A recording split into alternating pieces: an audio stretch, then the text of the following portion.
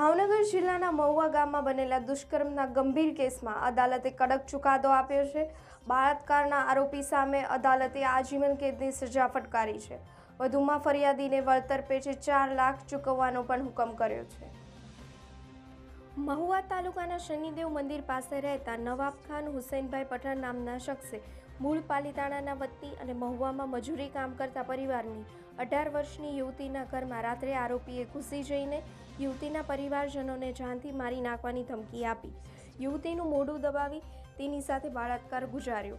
આ બનાવ બાદ ભોગનારે મહુવા પોલીસ મથકમાં ફરિયાદ નોંધાવતા પોલીસે ત્વરિત કાર્યવાહી હાથ ધરીને આરોપી સામે આઈપીસી કલમ 376, 450 અને 506 હેઠળ ગુનો નોંધી ધરપકડ કરી હતી। આ ગુનાનો ચાર્જશીટ આધારિત કેસ મહુવા અદાલતમાં ચાલી રહ્યો હતો, જેમાં આજે મહુવાના બીજા એડિશનલ ડિસ્ટ્રિક્ટ એન્ડ સેશન્સ જજ શ્રી અતુલકુમાર એસ પાટીલ દ્વારા આરોપી સામે આજીવન કેદની સજા તેમજ ₹10,000નો દંડ ફટકારાયો છે। સાથે સાથે પીડિતાને વિક્ટિમ કમ્પેન્શન યોજના 2019 હેઠળ 4 લાખનું વળતર ચૂકવવાનું પણ અદાલતે ચુકાદો આપ્યો છે। આરોપી નવાબ ખાન હુસૈનભાઈ પઠાણ અગાઉ પણ પોક્સો એક્ટ હેઠળ 20 વર્ષની કેદની સજા ભોગવી રહ્યો છે। તેની જામીન ઉપર છૂટ્યા બાદ તેને ફરી આવા ગંભીર ગુનામાં ધરપકડ કરવામાં આવી હતી।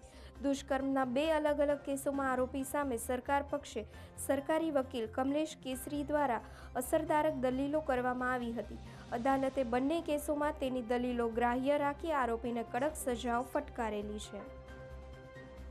દુષ્કર્મ જેવી ગંભીર ઘટનાઓ પર કડક પગલાં લેવા માટે અદાલતો સતત ચેતવણીરૂપ ચુકાદાઓ આપે છે।